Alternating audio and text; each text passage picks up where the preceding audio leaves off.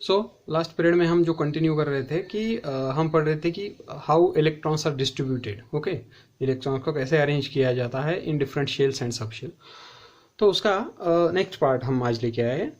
In this part we discuss how to distribute the electron. अब तक हमने ये पढ़ा था कि कितने शेल है, सब शेल है। हमने ये पढ़ा कि इलेक्ट्रॉन शेल और सब शेल में भरे जाते हैं। उसके बाद हमने ये पढ़ा कि कितने शेल और सब शेल है। अब हम देखेंगे कि कैसे इनको इलेक्ट्रॉन्स को वहाँ पे फुलफिल करना है या भरना है। ओके, तो हमने क्या पढ़ा था, एक बार हम अगर रिवाइज करें शॉर्ट में, तो हमारे पास शेल थे। तो पहली शेल थी, दूसरी शेल थी, तीसरी शेल थी, चौथी शेल थी।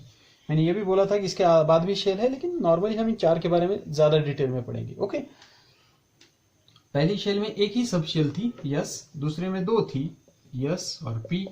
तीसरे में तीन थी, यस, पी और डी। और इसमें चार थी, यस, पी, डी और fourth one is F. Okay, तो ये चार शेल थी। फिर हमने ये भी देखा था कि इलेक्ट्रॉन किस तरह से भरने हैं। ओके, हमने देखा था कि पहली शेल में दो इलेक्ट्रॉन होते हैं, यहाँ पे यस में दो और इसमें 6, तो फिर ये टोटल हो गए 8, इसमें हो गए टोटल 2। ठीक है, इधर 2, 6 और ये 10, मतलब ये टोटल हो गए 18। ओके, और इसमें हमने देखा था कि 2, 6, 10 और 14, मतलब ये टोटल हो जाता 32। तो इस तरह से इलेक्ट्रॉन भरने हैं, ये हमने देखा हुआ है। ओके, अगर किसी को ये नहीं मालूम तो लास्ट का वीडियो तुम देख सकते हो। अब आगे, तो इलेक्ट्रॉन इस तरह से भरते हैं, ये तो पक्का है। तो फिर अब सवाल आया कि इलेक्ट्रॉन को भरा कैसे जाए। तो अब नॉर्मली जब हम देखते हैं कि न्यूक्लियस यहाँ पे है, तो ये पहली शेल है, ये दूसरी शेल है, ये तीसरी है, ये चौथी है। तो नॉर्मली एजम्पशन या एक्सपेक्टेशन ये था कि पहली शेल में पहला भरा जाएगा, फिर भरने के बाद दूसरी शेल, फिर तीसरी शेल, फिर चौथी शेल। राइट, नॉर्मली ऐसा ही होता है ना। ये न्यूक्लियस है, इस इलेक्ट्रॉन डिस्ट्रीब्यूट करने हैं, तो सबसे पास वाला जो है उसके ऊपर ज्यादा कंट्रोल होगा, वो ज्यादा अट्रैक्ट करेगा, उसके ऊपर ज्यादा कंट्रोल होगा, तो उसके अंदर इलेक्ट्रॉन पहले भरे जाएंगे। फिर दूसरा दूर वाले के बाद फिर दूर वाले, फिर दूर वाले। ओके, तो अब देखो, पहली शेल में पहले भरा जाएगा, फिर दूसरी शेल में, फिर तीसरी में, फिर चौथी में। मैं फिर से बार बार बोल रहा हूँ, सिर्फ 4 है ऐसा नहीं, बहुत ज्यादा है, 7 तक, लेकिन हमको अभी 4 के बारे में पढ़ना है, एटलीस्ट इन 10th। ओके, इसमें यस होता है, तो पहले यस में भरोगे, फिर इसमें यस आएगा तो इसका यस, फिर पी। ओके, फिर इसके अंदर यस, फिर ये पी, फिर ये D.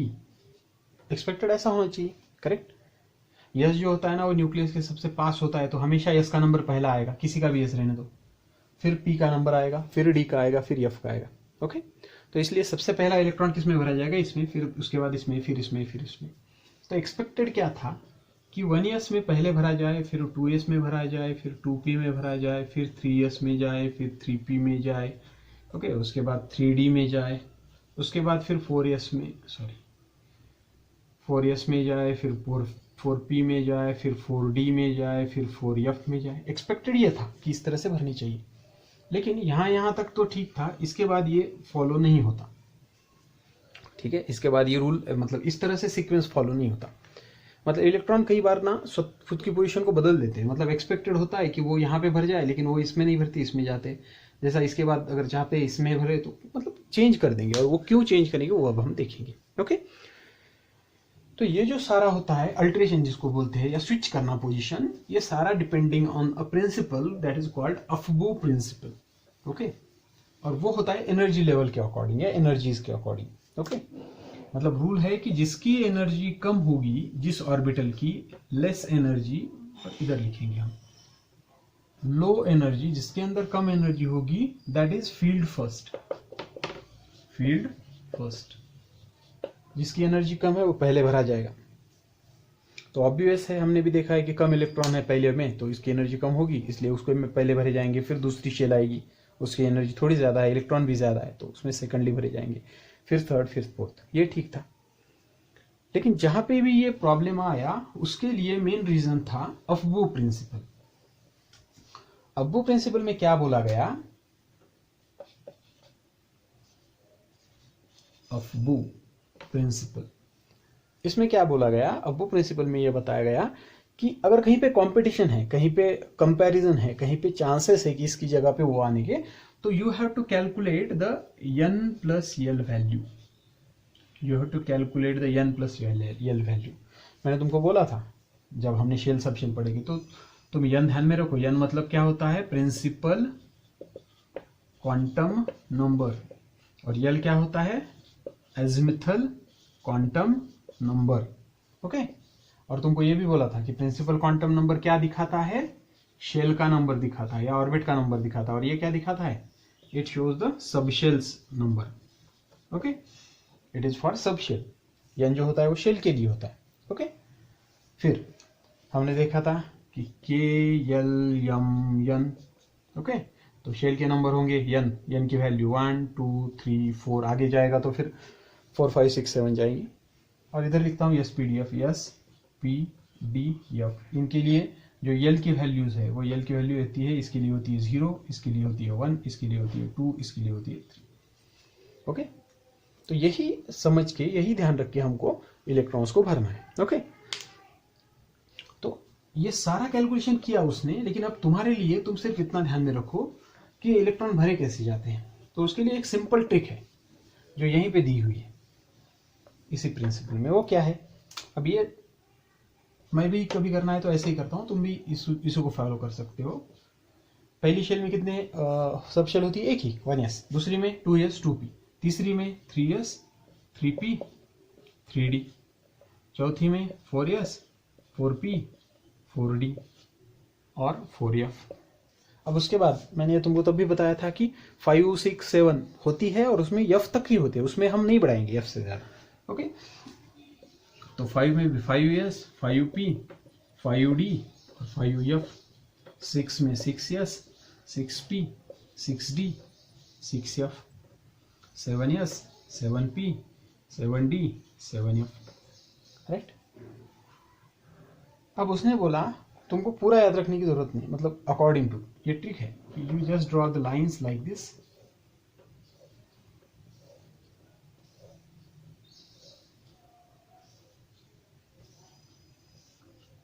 Okay, and you have to fill electron like this. अब किसी बुक में या किसी नोट्स में तुमको उल्टा सीक्वेंस मिलेगा, मतलब 1s से शुरू करेंगे तो ऊपर लाइंस ड्रॉ करनी पड़ेगी। हम ऐसा, मेरी मेथड है, मतलब मैं ये फॉलो करता हूँ तो मैंने ऐसे करता है। ओके, सबसे पहले इलेक्ट्रॉन किस में आएगा, 1s में। अब क्यों आएगा वो हम देखेंगे आगे। ओके, उसके बाद किस में आना चाहिए, 2s में, फिर 2p में, फिर 3s में। 3s के बाद किसका नंबर आता है, नॉर्मली भी 3p का आता है, लेकिन 3p के बाद कौन आना चाहिए था, 3d। करेक्ट, लेकिन 3p के बाद नंबर किसका आया, 4s का। ओके, 4s के बाद कौन आया, 3d। मतलब यहाँ पे थोड़ा सा कंफ्यूजन है। ओके, उसके बाद फिर कौन आया, 4p आया। तो ठीक है, 4s के बाद 4p आया, यहाँ पे 4p के बाद, यहाँ फिर से 4p के बाद 4d आना चाहिए था, लेकिन कौन आया, 5s आया इसकी जगह। मतलब यहाँ पे कंफ्यूजन है फिर से। ओके, मतलब ऐसा क्यों हुआ ये हम देखेंगे। उसके बाद फिर 5p 6s। ओके, उसके बाद 4f आना चाहिए, फिर ये आना चाहिए। यहाँ पे भी आप बोल सकते हो कि 5p के बाद एक्चुअल में 5d आना चाहिए था, नहीं आया। तो कम से कम आप जो पहले बच्चे वाले उसके ले लो, नहीं आया तो 6s को रख दिया, जबकि ये ओके, मतलब यहाँ पे भी कंफ्यूजन है। तो ये सारे इस तरह से कंफ्यूजन है, मतलब कुछ कुछ जगह पे है कंफ्यूजन, और ये क्यों भरे ये हमको इस पीरियड में देखना है। ओके, तो अब आगे, अब ये जो आगे का है ना, ये तुमको 10th के लिए इंपॉर्टेंट नहीं है। अब जो बच्चे 11th 12th के हैं उनके लिए मैं अलग से वीडियो बनाऊंगा, तब तुम देख लो 11th की। इसमें 11th के भी बना रहा हूँ मैं वीडियो, तो उसमें हम देखेंगे डिटेल में क्या हो रहा है। ओके, लेकिन अभी के लिए तो मतलब नॉर्मल सीक्वेंस क्या है, तो मैं ऊपर लिखने के लिए ट्राई करता हूँ। यहाँ पे देखो, 1s के बाद कौन आया, 2s दिखाई देता है। ओके, 1s के बाद 2s, 2s के बाद 2p, 2p के बाद 3s, 3s के बाद 3p, 3p के बाद 4s, 4s के बाद किसका नंबर आया, 3d का। ओके, 3d के बाद 4p, 4p के बाद 5s, 5s के बाद 4d, 4d के बाद 5p 6s। Okay, 5p 6s। तो इस तरह से तुम आखिर तक लिख सकते हो, जब तक तुमको बनाना है। और ये हमेशा ये सिंपल मेथड होती है कि एग्जाम में भी अगर मतलब जब भी तुमको ज़रूरत है तो कहीं पे भी आप ये रफ में बना सकते हो इस तरह का, और उसको देख के you can feel easily electrons. Okay, तो अब हम ये देखेंगे कि जो कन्फ्यूजन है कि इन दोनों में, मतलब इससे पहले इसका नंबर क्यों आया, मतलब 3D के पहले 4s क्यों आया। ओके, मतलब कन्फ्यूजन किस किस में है, 2-3 एग्जाम्पल देखेंगे हम। देखो 4s एंड 3D इसमें है, 5s एंड 4D उसमें है, 5s है 4D इसमें है। ओके, ऐसे और भी हम देख सकते हैं, लेकिन 1-2-3 देखेंगे हम। यहाँ पे भी देख लो आप, 6 वाला 5 के बाद 6s आया वो ठीक था, लेकिन 6s के बाद कौन आया, 6s पहले आया और 4f बाद में आया। ओके, तो 6s 4f ये भी देख सकते हैं, 7s 5p आगे है, 5p ये भी देख सकते हैं। Okay, sorry 5f। ओके, तो ये भी देख सकते हैं। तो ये तो कन्फ्यूज, ये तो देखेंगे हम ये कैसे है, ये देखेंगे हम। ओके, पहले तुमको ये समझ में आएगा। देखो कुछ भी नहीं करना है, कितनी शेल्स है वो देखनी है। 7 शेल है अपने पास, तो 1 2 3 4 निकाल लो। और हर एक शेल में हमको मालूम है पहली शेल में एक ही सब शेल होती है यस, तो 1s ही निकाला हमने, उसमें p नहीं निकाला। ओके, 2 में s और p दोनों निकाले, 3 में spd 3 निकाले, और इसमें 4 में spdf और बाद में सब में spdf। ओके, अब कोई f के आगे नहीं बढ़ाएगा। ओके है, अब हम देखेंगे कि इनमें क्या कंफ्यूजन था या इनमें किस तरह से इलेक्ट्रॉन भरे गए। ओके,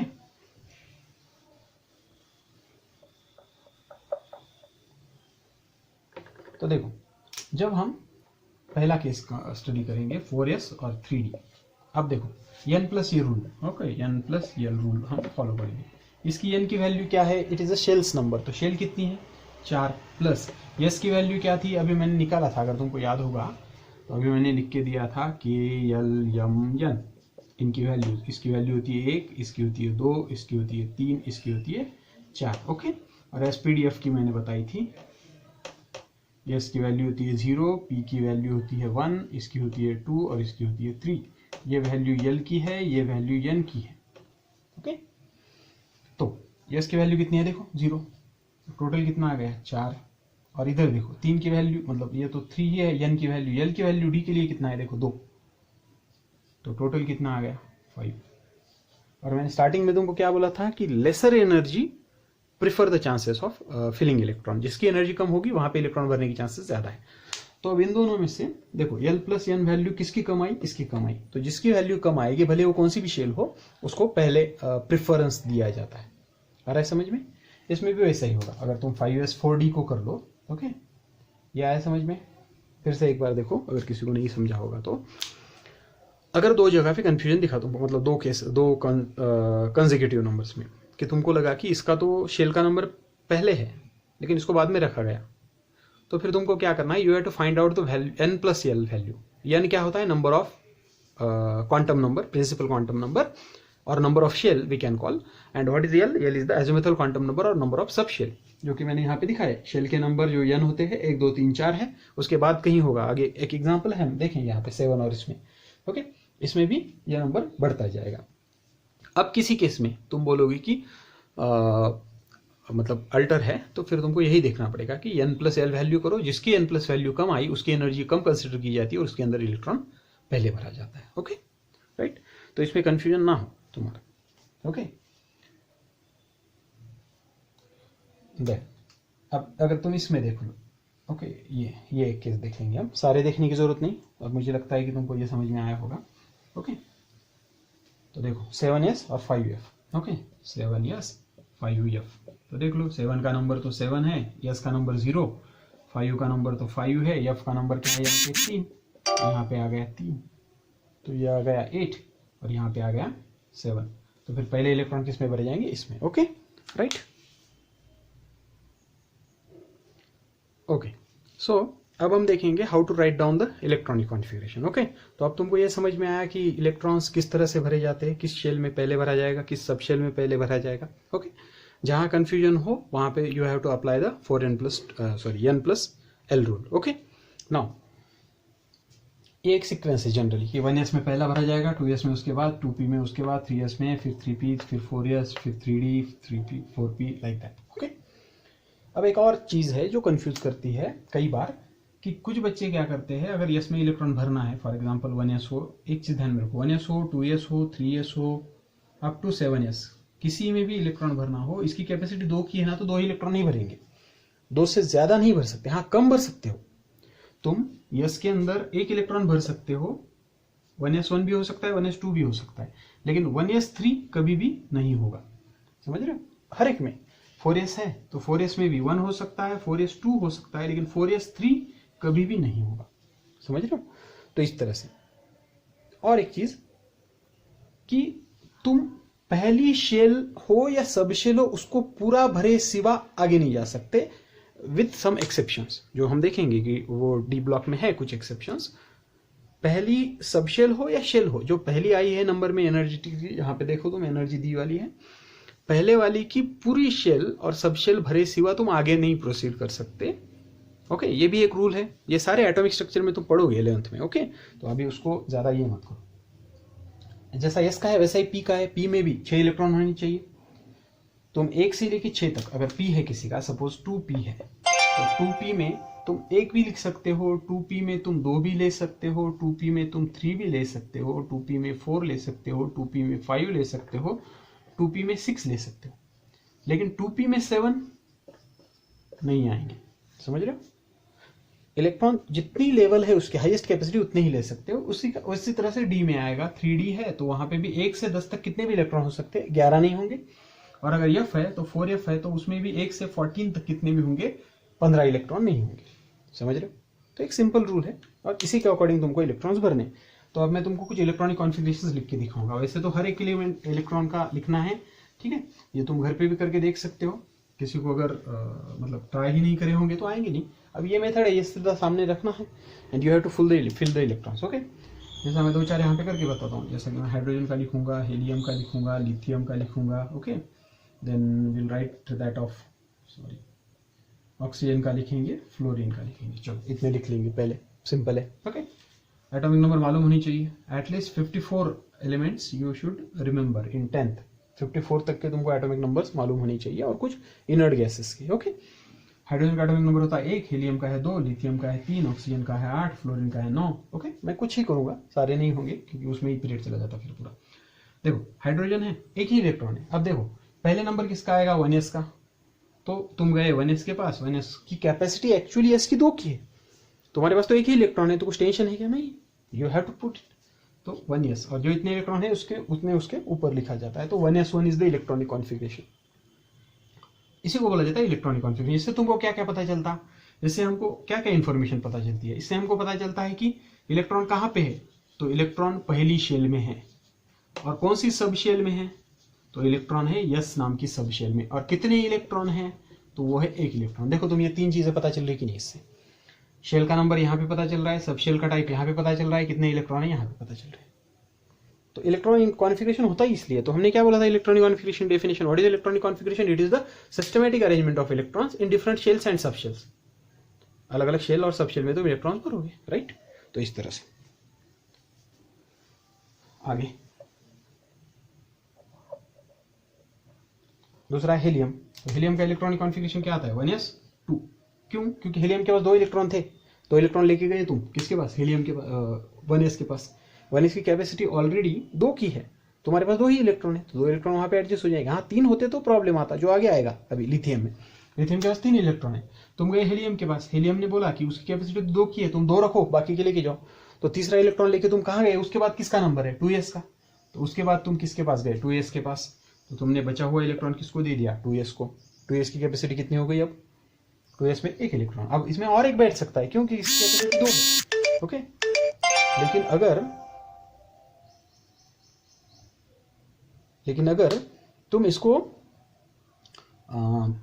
आगे बढ़ाना चाहो तो ये थोड़ा सा कॉम्प्लिकेटेड होगा अगर तुम उसी शेल में भरोगे तो। ओके, अदरवाइज तुमको ये सारी चीजें यहाँ पे बराबर आएगी। ओके, आगे ऑक्सीजन 1s2। अब देखो 8 इलेक्ट्रॉन है, ऑक्सीजन जितना एटॉमिक नंबर उतने इलेक्ट्रॉन। तो 8 लेके तुम गए 1s के पास, 1s की कैपेसिटी 2 की थी, तो उसने 2 इलेक्ट्रॉन रख लिए, बाकी 6 लेके तुम निकले।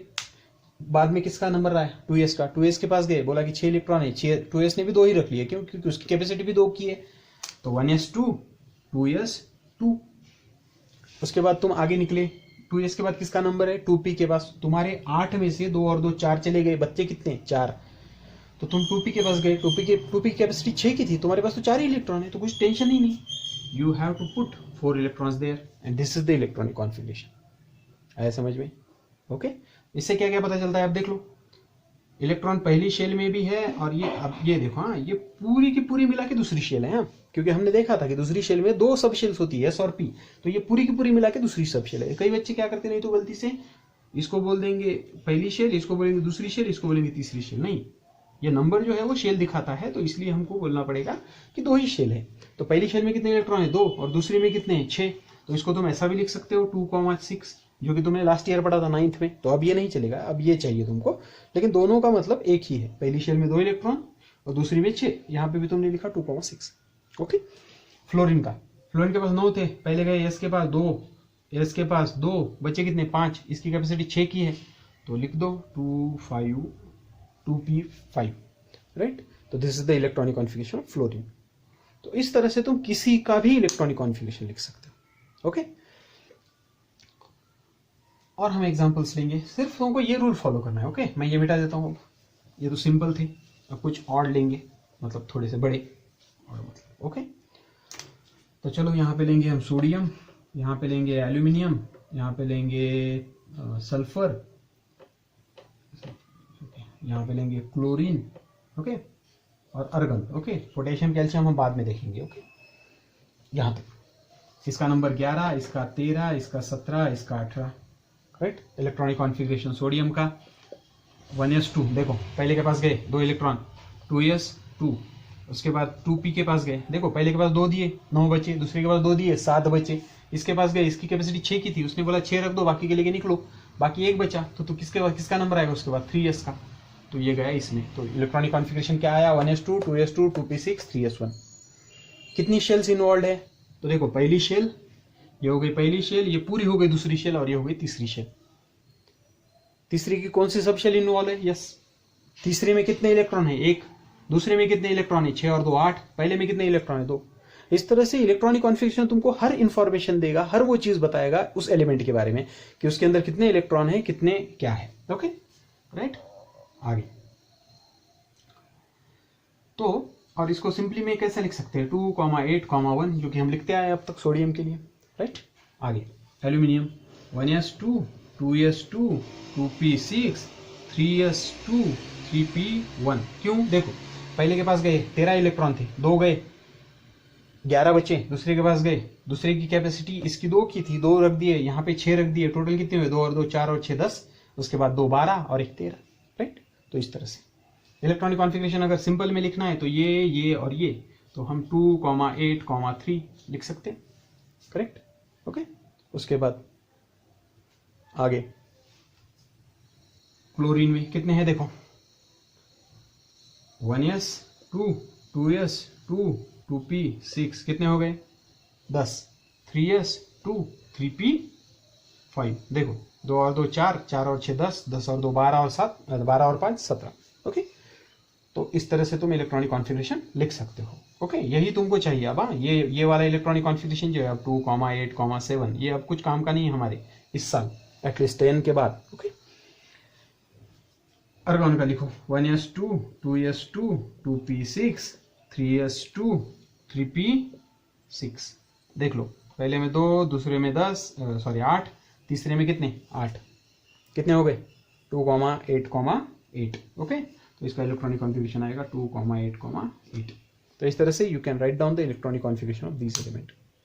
अब आता है नंबर जो थोड़ा सा तुमको कंफ्यूज करता है। ओके, ये मिटा दो, ये आया समझ में आई थिंक। अब देखो, अगर तुम देखते हो ना तो मतलब you have to take the notebook and pen with you, okay, so that notes अगर तुम तुम्हारे बनाओ तो कुछ ट्रिक्स तुमको मिलेंगे अगर चाहिए तो। ओके, अब होता है नंबर पोटेशियम और कैल्शियम का। अब ये सबसे ज्यादा कंफ्यूजिंग है, क्यों, क्योंकि जनरल भी हमने पिछले साल लिखा था तो ऐसा लिखा था 2,8,8,1, 2,8,8,2। अब यहाँ पे कई बच्चों को सवाल होता है, इवन तुम्हारे बुक में भी एक्सरसाइज में ये सवाल है कि हमने ये पढ़ा था अभी, मतलब शेल पढ़ते वक्त कि पहली शेल की कैपेसिटी 2 होती है, तो ठीक है, यहाँ पे कितनी शेल है, ये देखो पहली दूसरी तीसरी चौथी, पहली दूसरी तीसरी चौथी।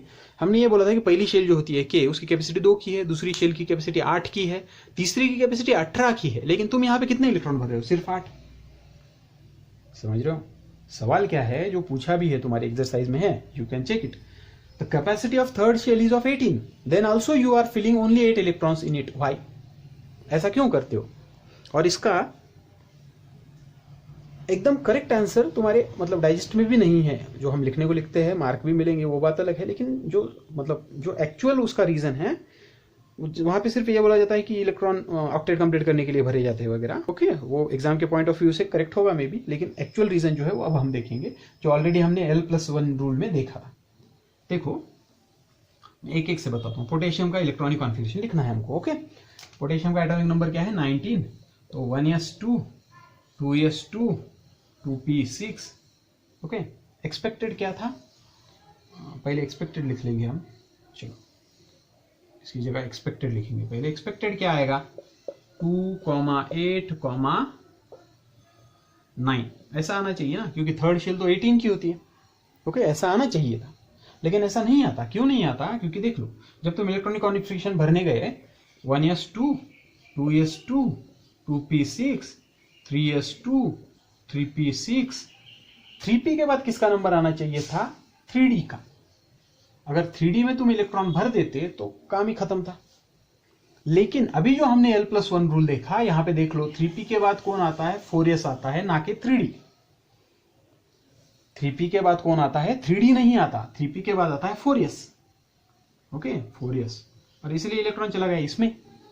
अब देखो तुम पहली शेल में कितने इलेक्ट्रॉन 2, दूसरी में कितने इलेक्ट्रॉन 8, तीसरे में कितने इलेक्ट्रॉन सिर्फ 8, और चौथे में कितना इलेक्ट्रॉन 1।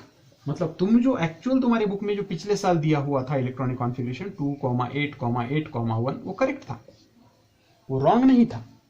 और क्यों रॉन्ग नहीं था उसका रीजन यहां पे है कि जब तुम थर्ड शेल में इलेक्ट्रॉन भरने जाते हो तो थर्ड शेल में 3d आने से पहले ही कौन आ जाता है 4s आ जाता है। क्यों, क्योंकि 4s की एनर्जी कम है। तो जब तुमको वर्डिंग में लिखने को बोला गया, जब तुमको वर्डिंग में लिखने को बोला गया कि इलेक्ट्रॉनिक कॉन्फ़िगरेशन जब तुम लिखते हो तो पहले इलेक्ट्रॉन फर्स्ट में जाएंगे, दूसरी बार सेकंड में जाएगा, फिर थर्ड में जाएगा, और फिर फोर्थ में जाएगा without filling the third shell. Why, उसका रीजन है कि थर्ड शेल में 3d आने से पहले कौन आ जाता है 4s आ जाता है।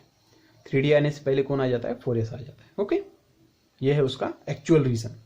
तो अगर तुमको वर्डिंग में भी लिखना है तो तुम क्या लिख सकते हैं कि why there are only 8 electrons instead of 18 in the third shell. तो उसका रीजन क्या है कि in third shell, while filling the third shell, before filling electron in 3d 4s is there, or we can in simple line we can say the energy of 4s is less than 3d, therefore we have to fill the electron in 4s and not in 3d. okay, right? So तो ये हो गया potassium का। तो potassium का ये electronic configuration हम लिखेंगे। उसके बाद हम लिखेंगे कैल्शियम का। कैल्शियम में भी वही केस होगी। ओके, तो कैल्शियम में इलेक्ट्रॉनिक कॉन्फिगरेशन होगा 2, 8, 8, 2। ऐसा क्यों हुआ, तो उसका रीजन है 1s2 2s2 2p6 3s2 3p6 4s2। Okay, अब देखो यहाँ पे कितने इलेक्ट्रॉन 2, यहाँ पे कितने इलेक्ट्रॉन 8, यहाँ पे कितने इलेक्ट्रॉन 8, और यहाँ पे कितने इलेक्ट्रॉन 2, हो गए 20। ठीक है, मतलब यहाँ पे भी वही रीजन है।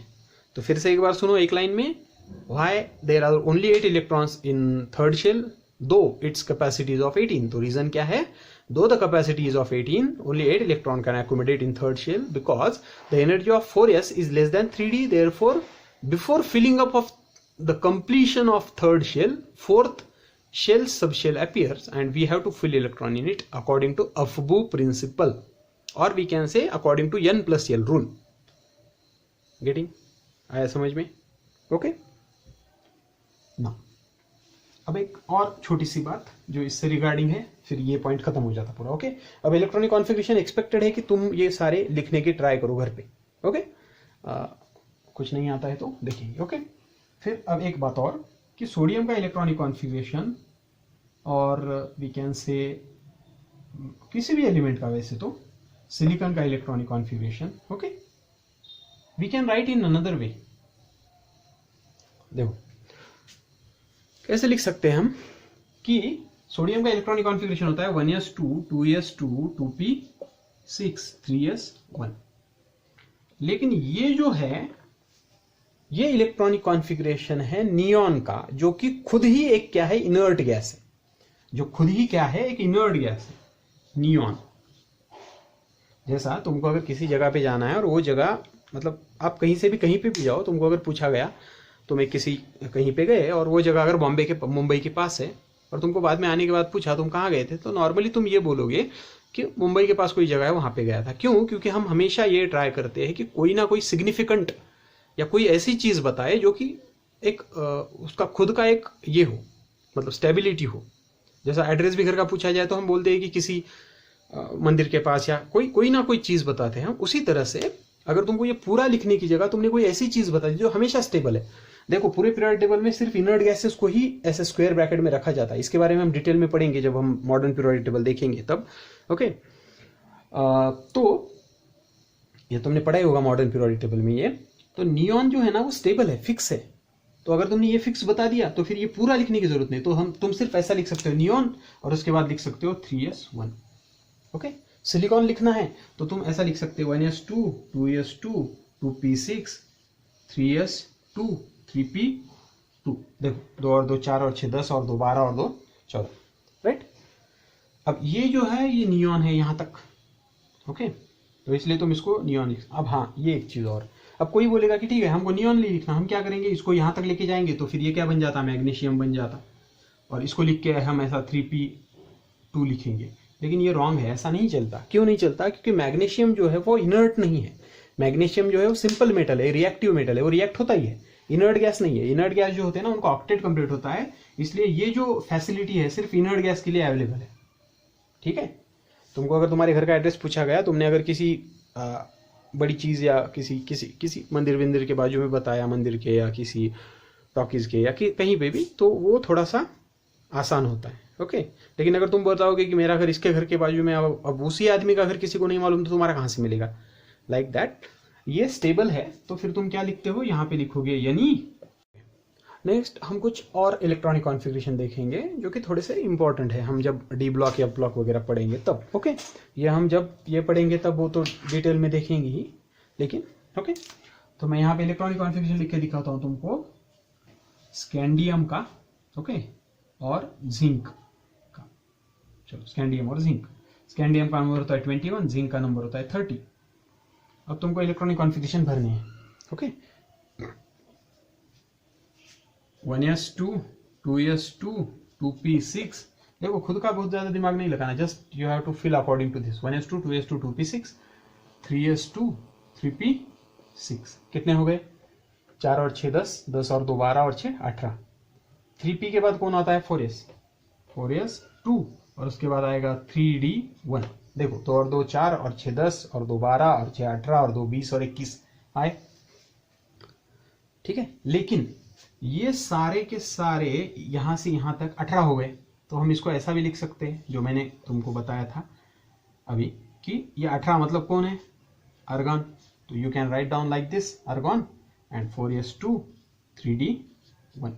Okay, this is the electronic configuration of scandium. Okay, then zinc का लिखना है तुमको। तो जिंक का कैसे लिखोगे? Again 1s2 2s2 2p6 3s2 3p6 4s2 and 3d10। Okay, फिर से वही रूल, यहां से यहां तक जाओ तो आर्गन है, तो सिंपल लिख सकते हो आर्गन 4s2 3d10। ओके, ये हो गया इलेक्ट्रॉनिक कॉन्फ़िगरेशन किसका? जिंक का। ओके, तो इस तरह से तुम किसी का भी इलेक्ट्रॉनिक कॉन्फ़िगरेशन लिख सकते हो। बहुत सारे एलिमेंट है, तुम्हारे अगर तुमको प्रैक्टिस करनी है तो तुम कर सकते हो, बहुत सारे एलिमेंट्स है। ओके, और आखिर में मैं दिखाता हूं तुमको यब ब्लॉक का। ओके, यब ब्लॉक का एक एलिमेंट ले लेंगे हम 57 वाला। ओके, लेंथ है। अब देखो इलेक्ट्रॉनिक कॉन्फ़िगरेशन लिखना है तुमको, 1s2 2s2 2p6 3s2 okay 3p6 4s2। देखो 1s2 2s2 2p6 3s2 3p6 4s2। 4s2 के बाद 3d 10, 3d आएगा, 3d कैपेसिटी 10 है तो 10 लिख दो। फिर 4p आया, 4p की कैपेसिटी 6 है तो 6 लिख दो। कितने हो गए देखो, 2 और 2 4 और 6 10 और 2 12 और 6 18 और 2 20 और 10 30 और 36। 36 के बाद आएगा 5s, 5s में होंगे 2, फिर 4d, 4d में होंगे 10, ओके। फिर आएगा 5p, 5p में होंगे 6, फिर आएगा 6s, 6s में होंगे 2। अब काउंट करो कितने हो गए टोटल। 2 और 2 4 और 6 10 और 2 12 और 6 18 और 2 20 और 10 30 और 36 38 48 48, 48 और 6 कितने होते हैं, 48 और 6 54, 54 और 2 56। और 6s के बाद कौन आ रहा है देखो यहाँ पे, कहाँ गया 6s, 6s के बाद कौन आ रहा है 4f, मतलब 6s के बाद कौन आएगा 4f आएगा। 4f में कितना, एक ही इलेक्ट्रॉन बचा, तो एक ही इलेक्ट्रॉन आएगा, ओके। अब मैं इसको क्या करता हूँ, समझने के लिए सिर्फ इधर लिख लेता हूँ, बाकी कुछ नहीं, ओके। 4p के बाद, या इधर लिखता हूँ, 4p के बाद कौन है 6s, 6s में 2 और 6s के बाद कौन आया 4f, 4f में एक इलेक्ट्रॉन, राइट। अब फिर से वही रूल अपना कि अगर तुम इसको देखो, यहां से निकलो, यहां से यहां तक, यहां तक देखो, 2 और 2 4 और 6 10 और 2 12 और 6 18 और 2 20 और 30 36 38 48 48 54। 54 किसका नंबर है, अगर तुम देखो तो 54 जो है वो जेनॉन का है, और ये भी एक इनर्ट गैस है, तो तुम ऐसा लिख सकते हो xenon 6s2 sorry 4f 6s2 4f1। तो ये बन गया इसका इलेक्ट्रॉनिक कॉन्फ़िगरेशन, ओके। तो इस तरह से तुम किसी का भी इलेक्ट्रॉनिक कॉन्फ़िगरेशन लिख सकते हो। अब एक और बात, जिसके लिए, जिसको ये मालूम नहीं कि इनर्ट गैसेस कौन से हैं, ठीक है, तो इनर्ट गैसेस में बता देता हूँ, ये लिख लो किसी को चाहिए तो, ओके। चलो नेक्स्ट, ये होता है, देखो पीरियोडिक टेबल जो है अपना, पीरियोडिक टेबल में तुमने देखा होगा लास्ट पीरियड जो है 18th ग्रुप बोलते हैं इसको, ओके। इसमें जो भी एलिमेंट है वो सारे इनर्ट गैसेस होते हैं। इनर्ट क्यों, क्योंकि वो किसी के साथ रिएक्ट नहीं करते, उनको नोबेल गैसेस भी बोला जाता है, ओके। और कौन से हैं, तो helium, neon, argon, krypton, xenon and radon, okay. ये है, इनको हमेशा स्क्वायर ब्रैकेट में निकाला जाता है नॉर्मली, क्यों, क्योंकि ये नॉन रिएक्टिव है, तो इनका अपना अपना एक ये फिक्स है, ओके। ऑक्टेट कंप्लीट है इसलिए इनको स्क्वायर ब्रैकेट में निकालते। एटॉमिक नंबर इसका होता है 2, इसका होता है 10, इसका होता है 18, इसका होता है 36, इसका होता है 54 और इसका होता है 86, ओके। और एक चीज़, मैजिक नंबर भी यहाँ से हमको पढ़ने मिलेंगे, ओके, जो हम पीरियोडिक टेबल में देखा होगा, लेकिन फिर भी यहाँ पे देख लो, इन दोनों के बीच में गैप कितना है 8, इन दोनों के बीच में गैप कितना है 8, इन दोनों के बीच में 18, इन दोनों के बीच में 18, ओके, और इन दोनों के बीच में 32। तो इनको मैजिक नंबर भी बोला जाता है। अगर तुमको पीरियोडिक टेबल में किसी का भी एटॉमिक नंबर ढूंढना है तो just you have to add this number.